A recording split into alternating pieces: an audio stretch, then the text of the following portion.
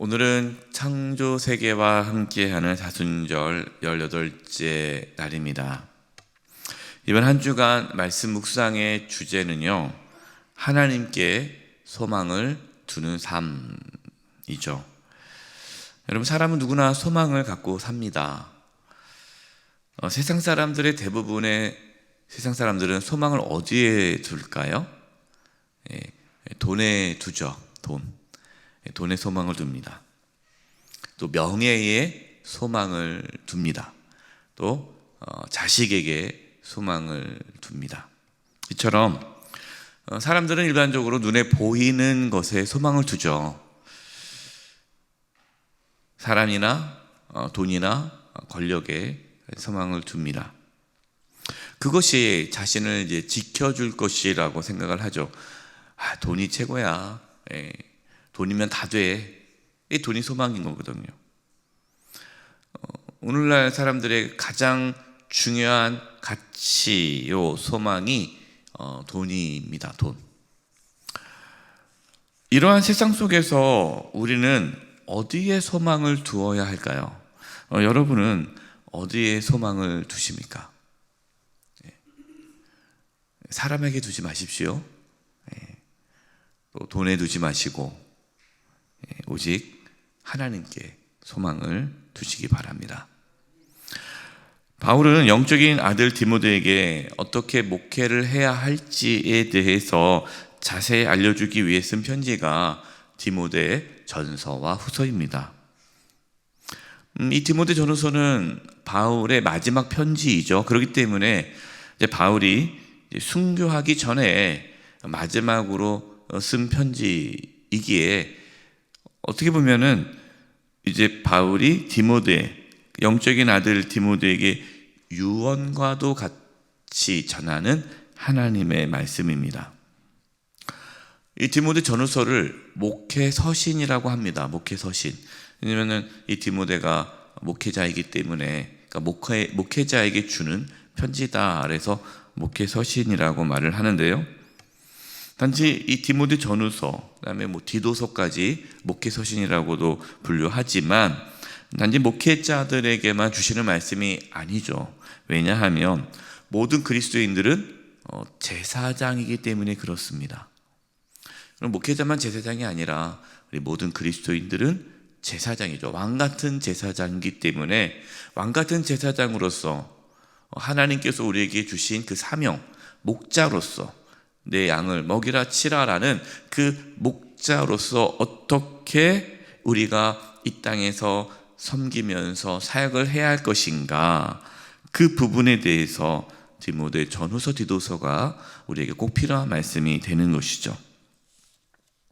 그래서 오늘 말씀을 통해 하나님께서 기뻐하시는 왕같은 제사장으로 살아가는 은혜가 있기를 바랍니다. 첫 번째 11절 앞부분입니다. 오직 너 하나님의 사람아, 이것들을 피하고 그랬어요. 디모데에게 하나님의 사람이라고 불렀습니다. 참 멋진 표현이죠. 여러분, 우리가 이런 표현 쓰잖아요. 이 사람은 내 사람이야. 저 사람은 저 사람이야. 이 사람은 저 사람 편이야. 이런 표현을 쓸 때 어떤 뜻입니까? 이 사람은 내 사람이야 라는 것은 나를 지지해주고 나와 함께하고 내 뜻을 잘 따라주는 내 편이다 라는 뜻이죠. 어떠한 상황에서도 나와 함께하고 나를 도와줄 사람이다, 이게 내 사람이라는 표현을 쓰지 않습니까? 하나님의 사람이라는 거예요. 하나님의 사람. 저와 여러분이 하나님의 사람이 되기를 바랍니다. 하나님의 사람. 늘 하나님과 함께하는 사람이죠. 늘 하나님 편에 서는 사람이에요. 하나님 말씀에 순종하며 사는 사람. 하나님을 기쁘시게 하는 사람. 우리는 하나님의 사람입니다. 하나님이 사람이기 때문에 어떻게 살아야 한다라고 말씀합니까? 이것들을 피하라 라고 말씀합니다. 여러분, 이것들이 뭘까요? 무엇을 피해야 할까요? 하나님의 사람들은 그 피해야 할 것이 앞에 3절에서 10절의 내용이 우리가 피해야 할 것이에요. 피해야 할 것. 제가 3절에서 10절 말씀을 다 읽을 수는 없고요. 3절에서 5절 말씀을 좀 쉽게 표준 세변역으로 읽어드리겠습니다. 누구든지 다른 교훈을 가르치며 우리 주 예수 그리스도의 건전한 말씀과 경건에 부합되는 교훈을 따르지 아니하면, 이 말은 하나님의 말씀을 따르지 않으면, 하나님의 말씀에 귀를 기울이지 않으면, 하나님의 말씀을 듣지 않으면 어떻게 된다고요? 4절. 그는 교만해지는 겁니다. 아무것도 알지 못하는 사람이요. 여러분, 교만한 사람은 아무것도 알지 못하는 사람이에요. 어리석은 자죠. 이 성경은 교만한 자가 어리석은 자예요. 그래서 어떻게 합니까? 병이 들어서, 이 표준 세번역에서는요, 병이 들었다라고 표현을 해요. 교만한 사람 병들입니다. 그래서 병들어서 어떻게 됩니까? 논쟁과 말다툼을 일삼는 사람입니다. 그런 데서 시기와 분쟁과 비방과 악한 의심이 생깁니다. 그러니까 하나님의 사람은 피해야 할 것이 뭡니까? 교만해지지 않아야 한다는 거. 교만을 피해야 돼요. 교만을 피하려면요, 하나님 말씀을 늘 묵상하고 붙잡아야 됩니다. 근데 교만한 사람이 병에 걸려요. 영적인 병에 걸리는데 그 병이 뭡니까? 싸우는 거예요. 그래서 여러분, 싸우고 말다툼하고 논쟁하고 변론하고, 한번 우리 따져볼까? 뭐 이런 분들 있잖아요. 몸만 있으면은 우리 한번 따져볼까? 뭐 이런 분들, 교만한 거죠. 영적인 병인 거예요.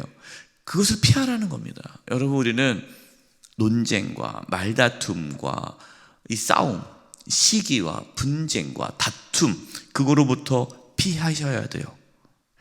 이 중요한 우리 하나님의 사람이 피해야 할 것이에요. 누가 싸움을 걸어오면요, 나 때문입니다, 그렇게 하시고, 내가 썩어야지 하면서 여러분 피하시기 바랍니다. 같이 한번 싸우면 안 돼요. 5절입니다. 그리고 마음이 썩고 진리를 잃어서 경건을 이득의 수단으로 생각하는 사람 사이에 끊임없는 알력이 생깁니다. 그러니까 뭘 피해야 됩니까? 경건을 이득의 수단으로 삼는 것을 피해야 된다는 거예요. 하나님을 이용해서 뭔가 자신의 이익을 취하려고 하는 것, 이걸 피하라는 거죠. 순수한 마음으로, 순전한 마음으로. 우리가 하나님을 섬기는 것은 하나님이시기 때문에 섬기는 거 아닙니까? 우리가 예수님 믿는 것은 예수님이 주님이시기 때문에 믿는 거잖아요. 하나님의 사람은 그렇게 하는 거예요. 그러나 하나님의 사람이 아닌 세상 사람들은 하나님마저, 예수님마저 자신의 이익의 하나의 도구로 삼는 거죠. 여러분, 이것을 피해야 합니다. 여러분, 기복신앙이 잘못됐다고 하잖아요. 여러분, 우리가 예수님 믿고 복 받는 것은 좋은 거죠. 여러분, 우리 예수님 믿으면 하나님께서 우리에게 복을 주십니다. 하나님 우리 아버지신데 얼마나 우리에게 복을 주기를 원하십니까? 그러나 그 복이 우리의 목적이 되는 순간, 여러분, 그 신앙은 타락하게 되는 거죠. 하나님의 사람은 그걸 피해야 합니다. 그다음에 제가 그 앞에 있는 성경 구절 9절에서 10절 말씀을 또 읽어드리겠습니다. 뭘 피해야 될지 9절과 10절도 표준 세번역으로 읽어드리겠습니다. 그러나 부자가 되기를 원하는 사람은 유혹과 올무와 여러 가지 어리석고도 해로운 욕심에 떨어집니다. 이러한 것들은 사람을 파멸과 멸망에 빠지게 합니다. 돈을 사랑하는 것이 모든 악의 뿌리입니다. 돈을 쫓다가 믿음에서 떠나 헤매기도 하고 많은 고통을 겪기도 한 사람이 더러 있습니다. 하나님의 사람은 무엇을 피해야 합니까? 또 부자가 되려는 욕심을 피해야 한다. 여러분, 부자 되고 싶으세요? 네. 여러분, 이 말씀은 오해하면 안 돼요. 부자가 나쁘다는 거 아닙니다. 아, 그래, 이제 부자가 되지 말아야지. 여러분 일부러 부자가 되지 않기 위해서 그러시면 안 되고요. 자족하지 않고 불평하고 원망하며 돈을 사랑하여 돈만 쫓아가는 거예요. 돈만. 그것이 잘못됐다라는 거죠.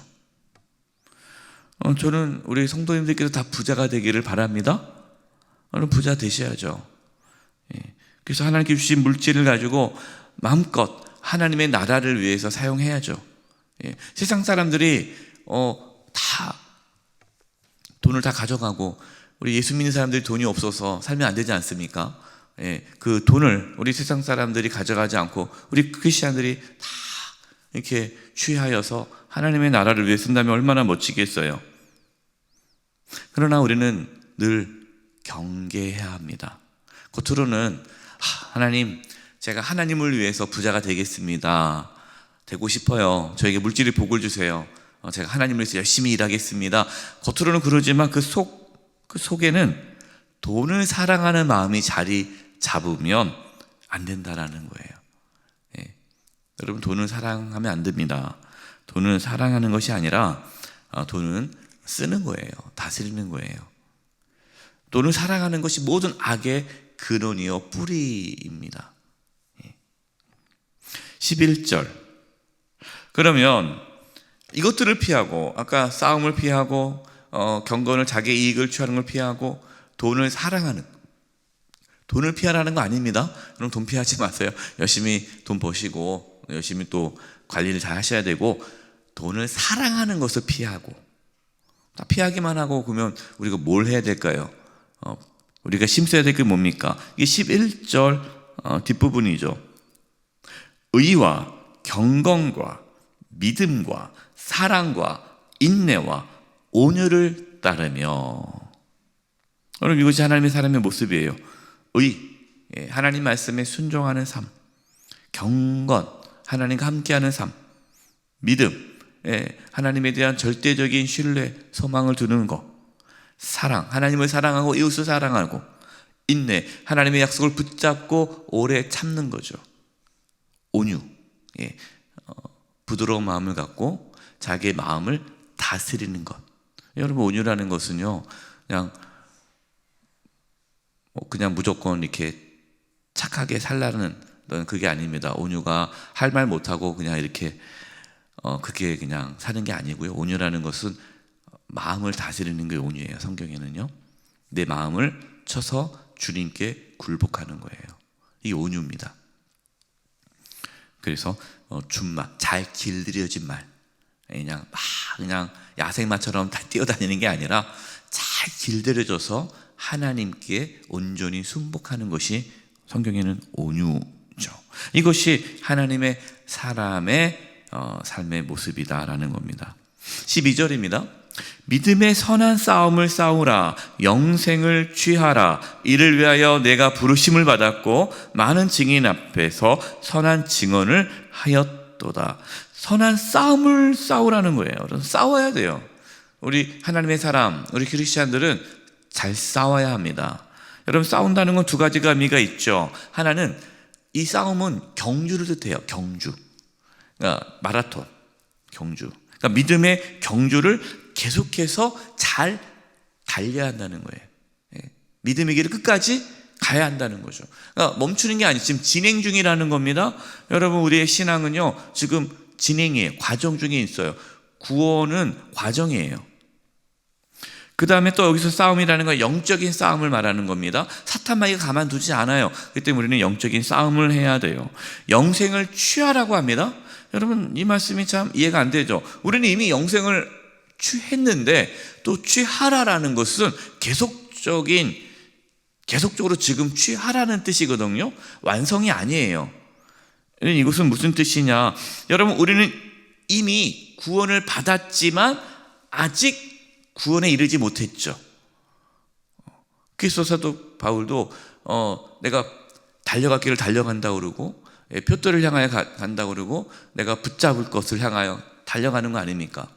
여러분 우리가 끝까지 믿음의 길을 가서 결국에는 하나님 나라 들어가서 하나님 앞에 서서 하나님 앞에 구원을 받는 것, 그때까지 우리는 계속해서 영생을 취하는 거예요.